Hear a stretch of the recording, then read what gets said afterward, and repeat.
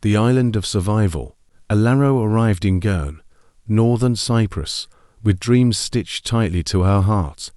Like many young Nigerians, she came under the promise of higher education and a better future. The Mediterranean air felt like possibility, like reinvention. The sun glowed differently on the sea. The streets felt like pages waiting to be written on, but reality settled in quickly. Work permits were nearly impossible to secure. Employers demanded residence permits. Residence permits required school enrollment and financial proof. School enrollment required money she did not have. It was a closed loop designed to exhaust hope. Each morning she dressed like a student with certainty.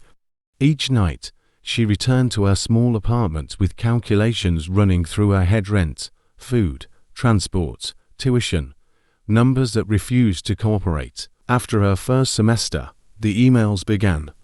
Payment reminders, administrative warnings, final notices. She could no longer pay her fees. Pride dissolved into desperation. That was when Dick stepped in. He was more than an acquaintance from home. In Cyprus, isolation had drawn them closer. They had become a dangerous synergy partners in small schemes, companions in reckless nights, co-survivors in a foreign land that did not easily open its doors. When Alero found herself cornered financially, Dick handed her £300 from a recent shady deal. The money sat between them on a small table, a silent contract, to be returned in 3 months, he said calmly. To him, it was a loan. To Alero, it felt like oxygen entering drowning lungs. She nodded. She meant to repay it. That desperation has a way of shifting priorities. Instead of paying tuition, she upgraded her wardrobe. She sharpened her appearance. She studied herself in the mirror with new calculation. She learned which dresses attracted attention, which heels commanded rooms, which smiles promised mystery. Then quietly, almost accidentally, she entered the undercurrent of Kibris hookup culture. At first it was just conversations, then private meetings, then introductions through friends of friends. What began as survival slowly became identity. The money came quickly, shockingly quickly. In minutes she could make what some earned in months back home. Crisp notes, bank transfers, gifts, phones, perfume, foreign accents whispering her name. Clients from Turkey, Nigeria, Russia, Britain and Pakistan filled her phone.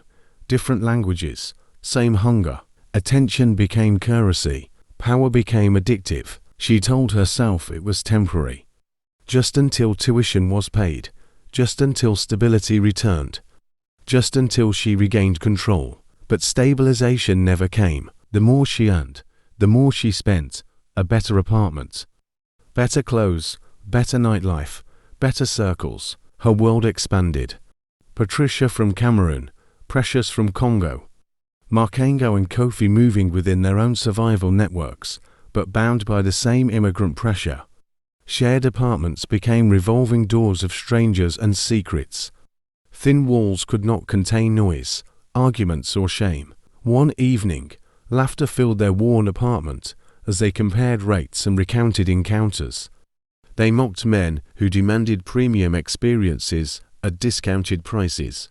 They turned humiliation into humor.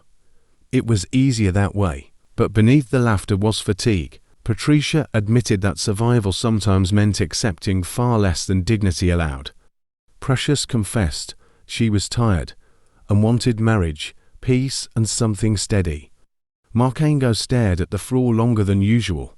Alero grew quiet. She spoke of God, of the life she once believed in, of the prayers she used to pray before leaving Nigeria, of her father, a respected pastor who had hugged her at the airport with pride in his eyes. The laughter that followed was heavy. Later that night, back in her 3+1 apartment, spacious, yet empty, Alero stood alone in the silence. The city lights flickered through her curtains.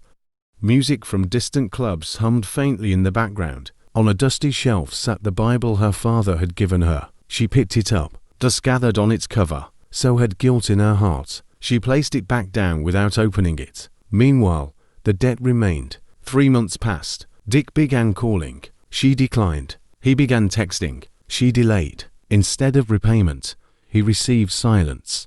Alero moved apartments. She erased digital traces. She changed routines. She convinced herself she was untouchable. Then she sent one final message declaring the debt void. Dick did not shout. He did not threaten. He sent a voice note instead, soft, measured. God will bring you back to my doorstep. The calmness unsettled her more than anger would have. She blocked him. Months drifted by. Clubs, alcohol, smoke curling into neon lights.